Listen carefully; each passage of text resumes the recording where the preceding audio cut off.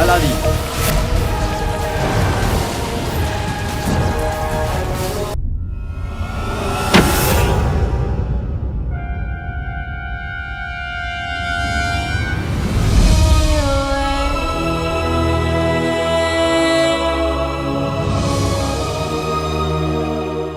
এটা তো মীরের বই। রন্ধনশালার প্রধান হওয়া মীরের খুব গর্বের ছিল। এই রন্ধনশালা ছিল ওর ভালোবাসা। এই বইটায়ও প্রত্যেক দিনের হিসেব লিখে রাখত।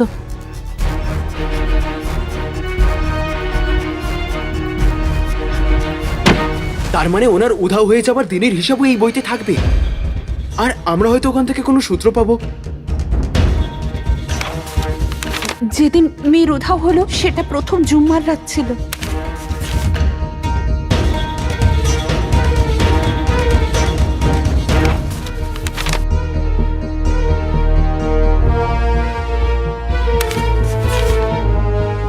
এটাতে কি লেখা আছে আর কেন লেখা আছে আমি এই ভাষাটা বুঝতে পারছি না।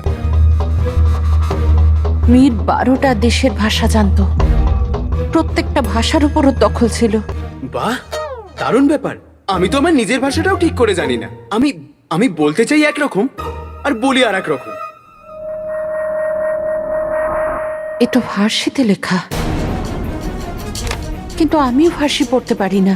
কি, তাহলে আমরা জানতে পারবো কি করে যে ওই দিন হিসেবে কি লেখা হয়েছিল? ফারাজ যাবেন? পাশের ঘরে। ফারাজ 7 নম্বর ঘরে? ওখানে ফার্সি শিক্ষার বই আছে।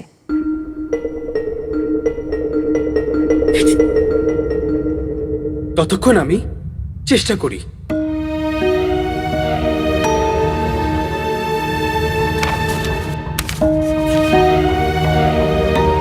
কি জানি এসব কি লেখা আছে। রংচঙে কাবাব বানানোর পদ্ধতি লেখা আছে। সত্যি?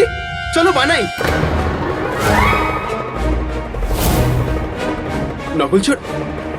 নকলচোর, তুমি এখানে কি করছো? আর তুমি ফার্সি ভাষা জানো? অল্প অল্প পারি, কিন্তু তুমি আরবি ফার্সি ছাড়ো আর আমাকে এটা বলো, তুমি আমাকে বোকা বানিয়ে ওখানে রেখে কেন এলে? আর তুমি জানো নুসরাত আবার যদি এখানে চলে আসে তাহলে কি হবে? আমি তোমার মুখটা ফাটিয়ে দেবো বলে দিলাম। তার আর দরকার হবে না।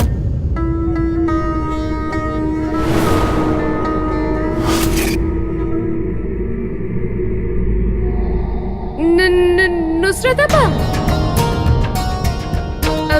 তুমি? আমি তো এখানে যাচ্ছিলাম, একে দেখতে পেলাম। যাওয়ার জন্য ভালো জায়গা খুঁজে নিয়েছো তুমি।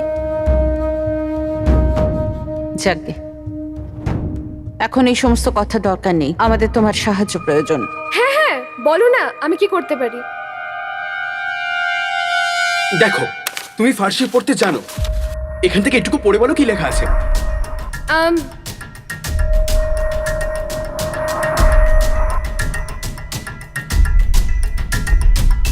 এখানে তো কারো রোজকার হিসাব লেখা আছে। শেষ দিন জুম্মার দিন, আর লেখা আছে যে চতুর্থ প্রহরে বিশেষ মশলা আনার জন্য বাজারে যাব। কিন্তু এসবের মানে কি? তার মানে উনি শেষবার বাজারে গিয়েছিলেন, আর মীর কাকার মতো প্রধান রাঁধুনিকে ওই দিন বাজারে কেউ চিনতে পারবে না, এটা হতেই পারে না। আমাদের বাজারে যাওয়া উচিত, ওখান থেকে কোনো সূত্র তো নিশ্চয়ই পাওয়া যাবে। কিন্তু এসব কি হচ্ছে? কেউ আমাকে বলবে মশলার দোকানদার মীর কাকাকে?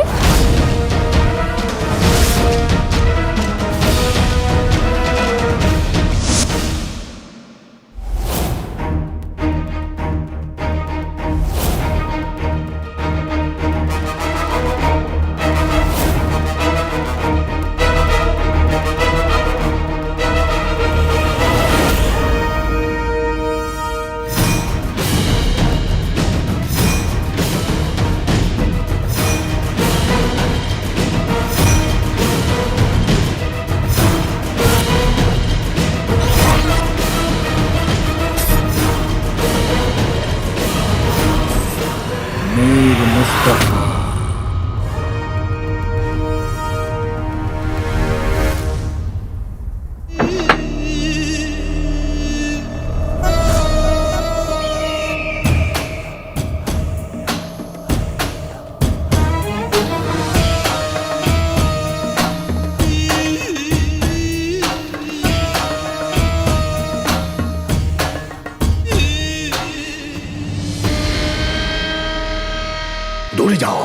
দূরে যাও পক্ষীদের বাদশার কাছ থেকে, না হলে সে তোমাকে উড়িয়ে দেবে।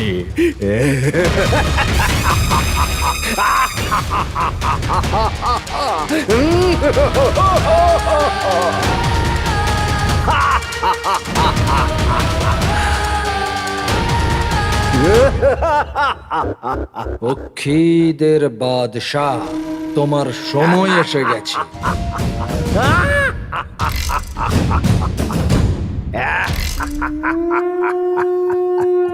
আকাশে ওড়ার জন্যে। সত্যি বলছো বন্ধু?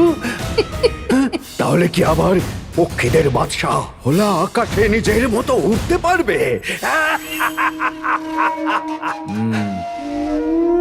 সেই জন্যই আমি এখানে এসেছি, আমার বন্ধু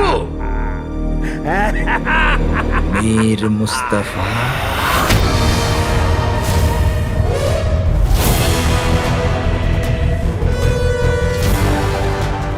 জাফর, খোদাই বাগদাদকে কত সুন্দর বাগানের মতো সাজিয়েছেন, কিন্তু কিছু লোভীরা সেই বাগানটাকে তছনছ করে দিয়েছে। হ্যাঁ,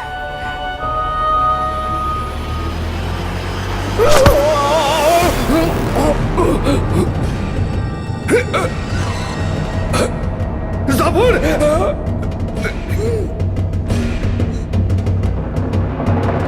কি বললে? জাফর তার সঙ্গে ভেট হিসেবে তোমার মুক্তি নিয়ে এসেছে, গ্রহণ করে নাও সেটা। উমরের সাথে বন্ধুত্ব করার নেশাতে নিজের প্রাণটা দিয়ে বসবে। জাফর, আমাকে আমাকে বাঁচাও, আমাকে বাঁচাও। সেই জন্যই বলছি, 20 বছর আগের যে রহস্য তোমার মাথায় লুকিয়ে আছে সেটাকে বলে দাও। আমি বলছি কি রহস্য লুকিয়ে আছে। জাফর, আমাকে মেরো না, আমাকে মেরো না। জাফর, জাফর, আমাকে মেরো না। জাফর,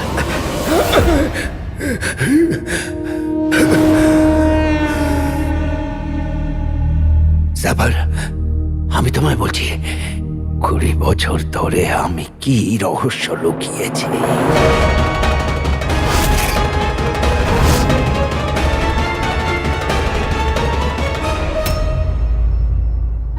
তুমি প্রতিজ্ঞা করেছো নাকি যে আমাকে কিছু বলবে না? বলো না মীর মুস্তাফা। নকলচোর, তুমি তুমি না, তুমি এভাবে মারবে না। শোনো, মীর মুস্তাফা অনেক বছর আগে এই প্রাসাদে প্রধান রাঁধুনি ছিলেন, ঠিক আছে? প্রধান রাঁধুনি? কিন্তু তোমার ওর সাথে কি সম্পর্ক? বলো না, তুমি ওর সাথে কেন দেখা করতে চাও? নকলচোর, তুমি তুমি কত প্রশ্ন করবে? তুমি আমাকে কিচ্ছু বলছো না। নকলচোর, দেখো আমার কাছে সময় একদম নেই, আমাকে বাজারে যেতে হবে, বোঝার চেষ্টা করো। আরে উনি কি? তুমি এভাবে যদি না বলো তাহলে।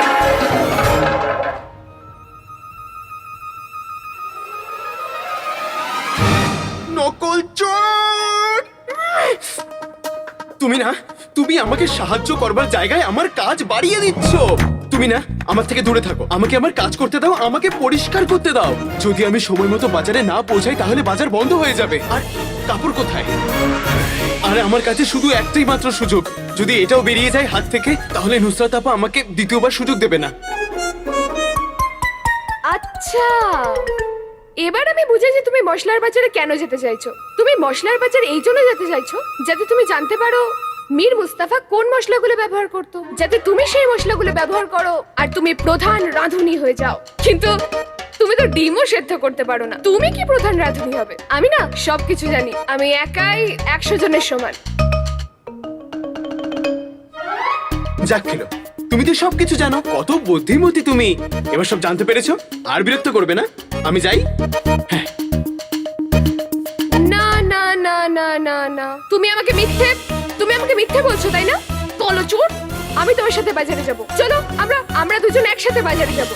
কিন্তু সানা,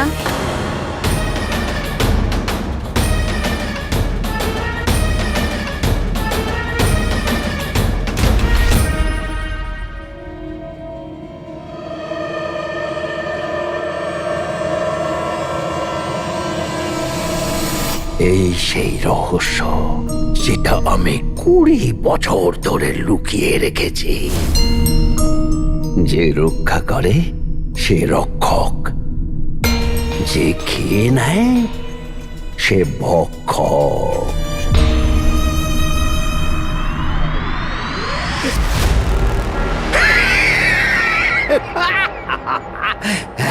জাফর, রহস্য ছিটকে তোমার চোখে চলে গেছে।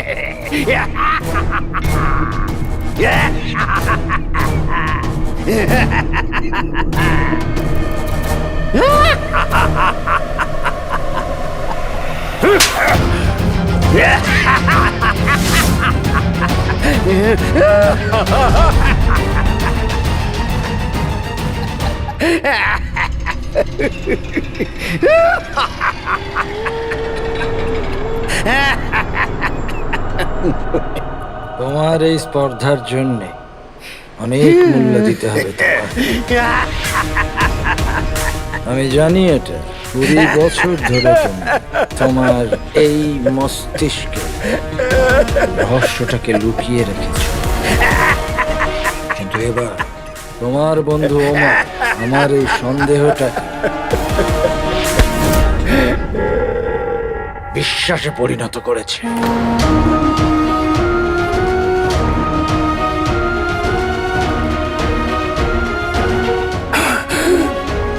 ওমর তো বেঁচে আছে, আমার বন্ধু বেঁচে আছে।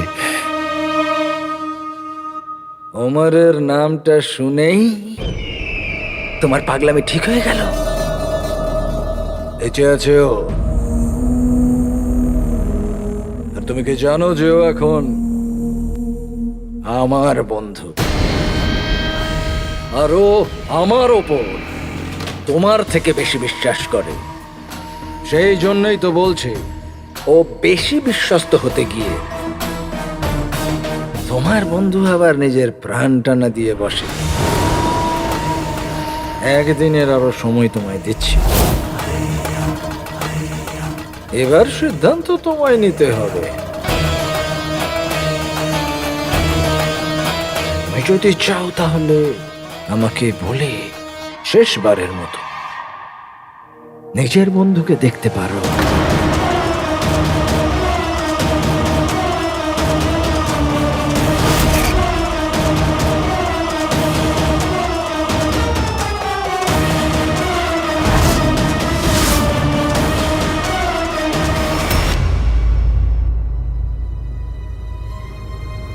সানা, হ্যাঁ, আমি তোমাকে সবজি কেটে রাখতে বলেছিলাম, কেটেছো?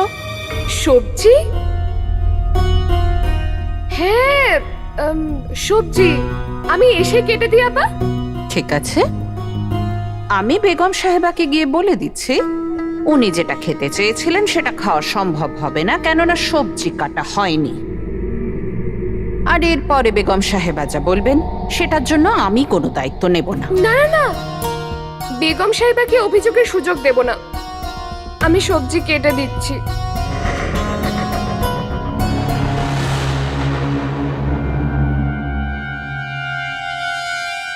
প্রাসাদের দেয়ালেরও কান আছে, কেউ যদি ঘুণাক্ষরেও এটা জানতে পারে যে তুমি ওমরের ছেলে, তাহলে তোমাকেও বিশ্বাসঘাতক বলা হবে। এখন হয় তুমি তোমার বাবার কলঙ্ক মুছে ফেলো, নয়তো সারা দুনিয়াকে বলে দাও যে তুমি কে। আমাকে ক্ষমা করে দিন আপা, আর এরকম ভুল হবে না।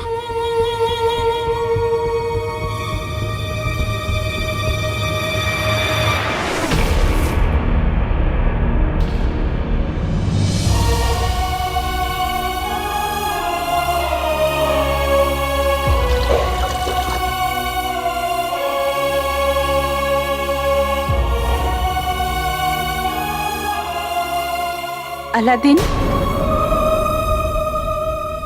তুমি গিয়ে বাজারের কাজ করো, নয়তো দেরি হয়ে যাবে।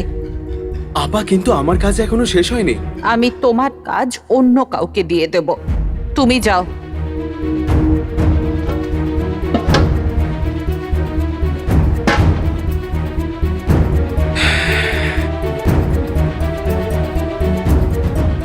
দাঁড়াও,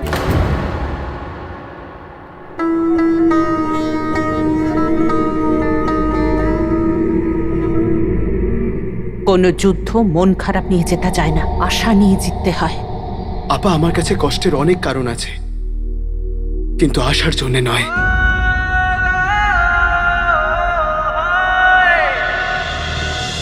তুমি একজন সৎ ও বিশ্বস্ত মানুষের ছেলে।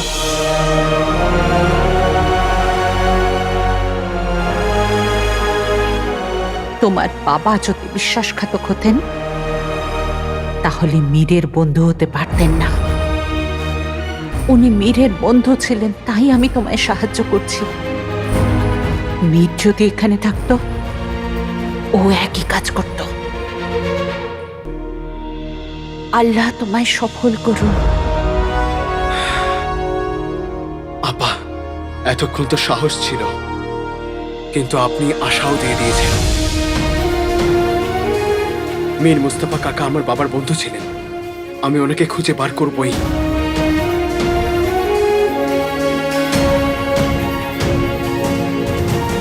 আমি কথা দিলাম।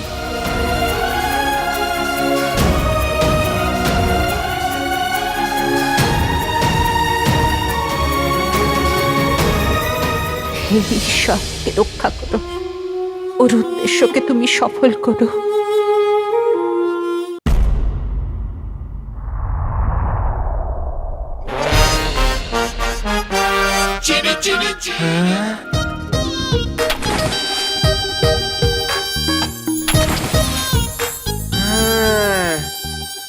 শিমুয়ের পায়েস।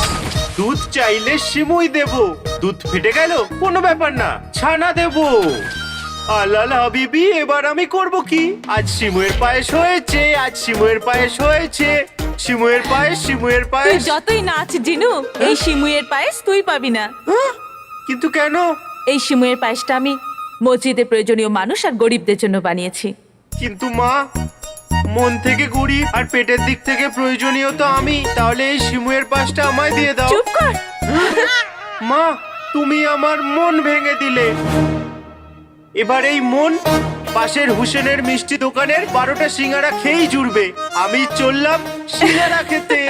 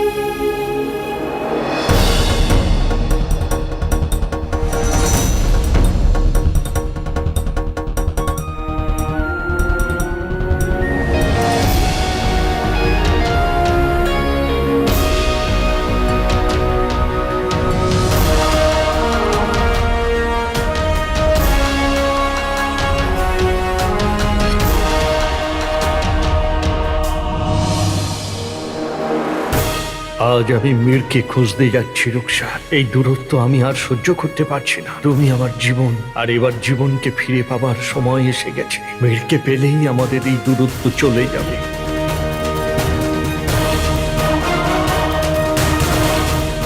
এটা তো সেই শিমের পায়েসের গন্ধ যা তুমি আমার জন্য ভালোবেসে বানাতে।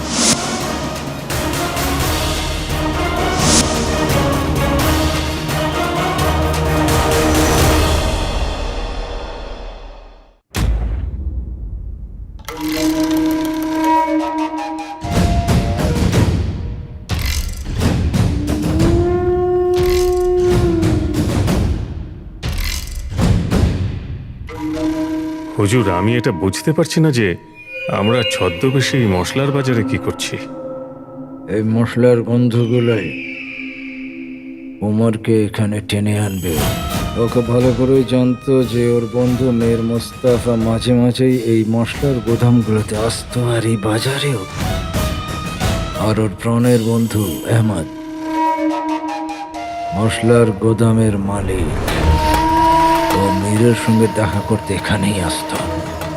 তাহলে বাস ওমর তার বন্ধুর ব্যাপারে খোঁজ নিতে এখানে নিশ্চয়ই আসবে। আমাদের এই ব্যাপারটা খেয়াল রাখতে হবে, জমারের হাতে কিছু যেন না লাগে।